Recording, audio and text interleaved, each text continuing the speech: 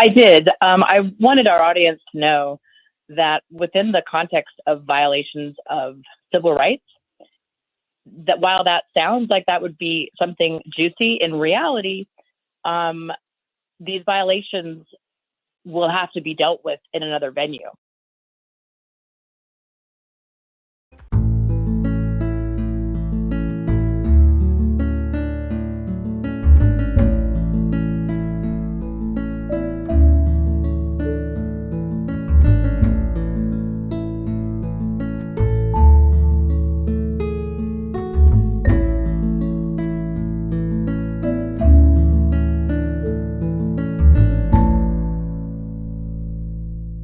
Secret, How to Fight CPS and Win, and I'm joined tonight by two guest hosts. Miss G, Georgette Truman, social media influencer regarding CPS issues, and attorney Jennifer Ani, an expert in California at representing parents and relatives in CPS issues. Ladies, Jennifer, you messaged me and said you had a follow-up comment on something.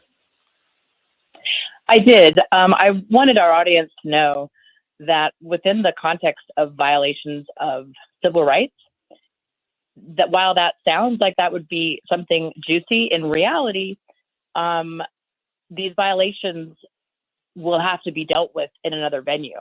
So, for example, in the question that I just answered, while there may be a First Amendment violation with issuance of a gag order, the remedy for that isn't going to get the child back.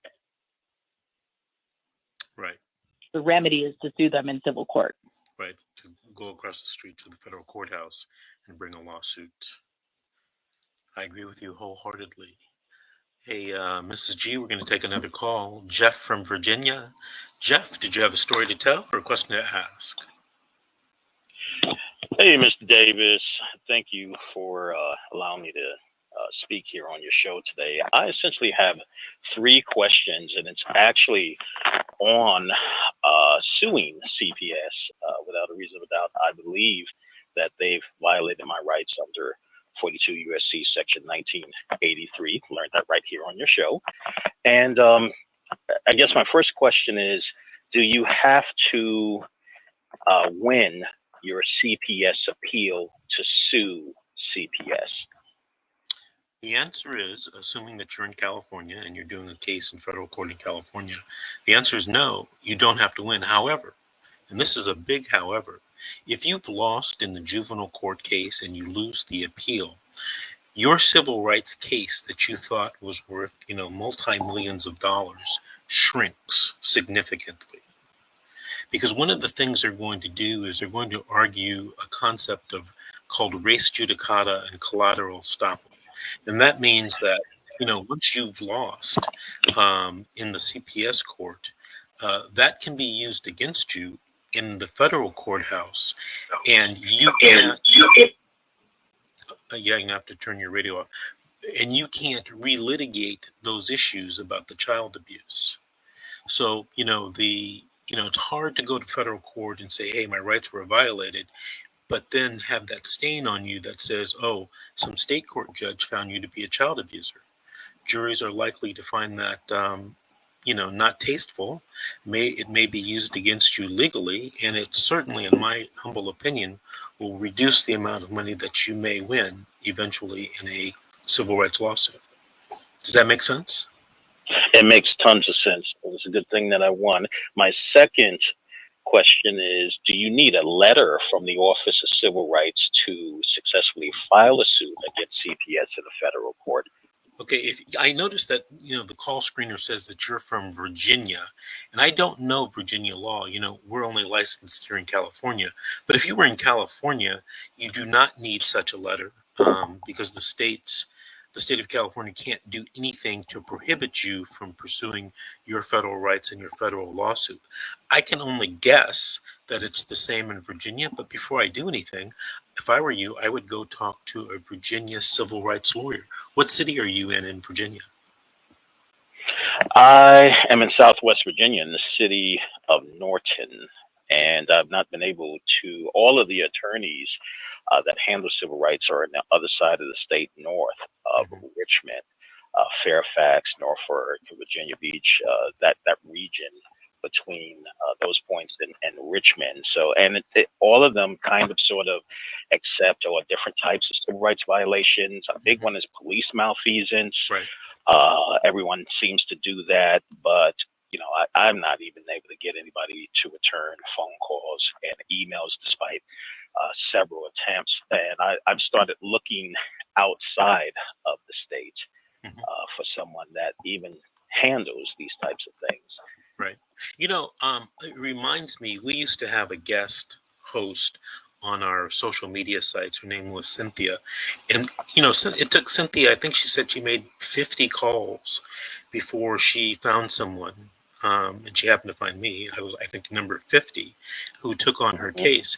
But, sometimes you got to spend time on the telephone, because a lot of attorneys who do civil rights don't do civil rights cases against CPS social workers.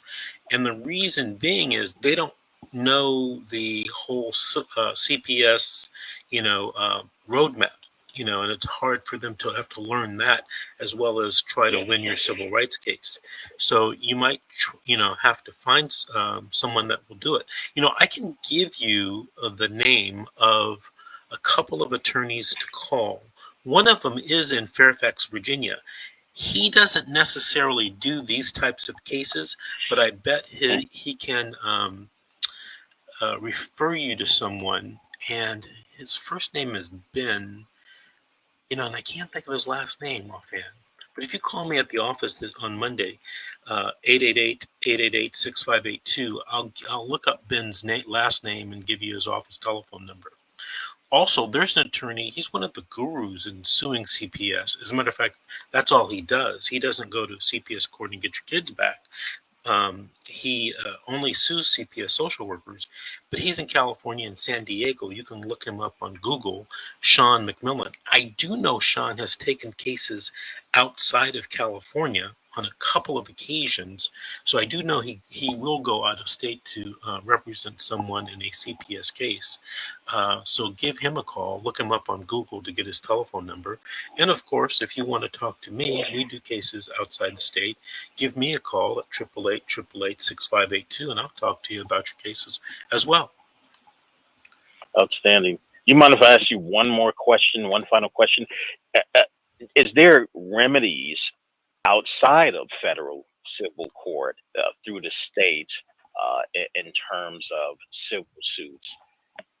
Well, there are remedies, but it's going to be unique to each state, right? You're in Virginia, I'm in California, I'm licensed in California. Understood.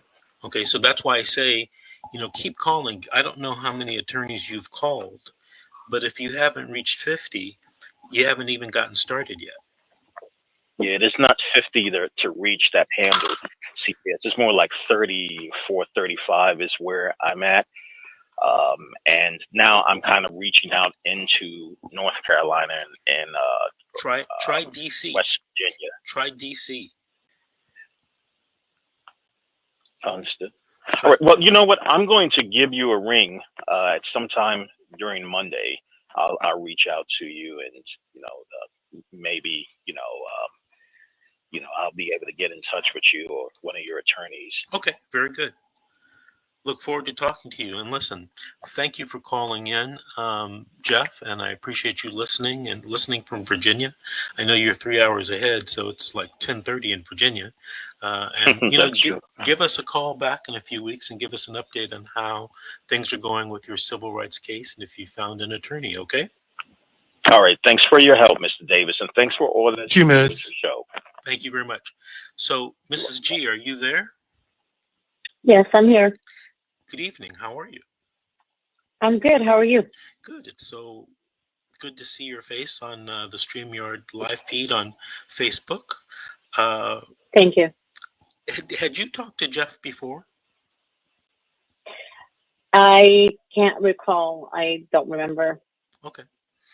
Well, we're going to be taking more calls until 10 p.m. Pacific time here. So are you ready to get going? Yeah, I'm ready. And I have a couple of things I would like to share with the viewers as well. Okay.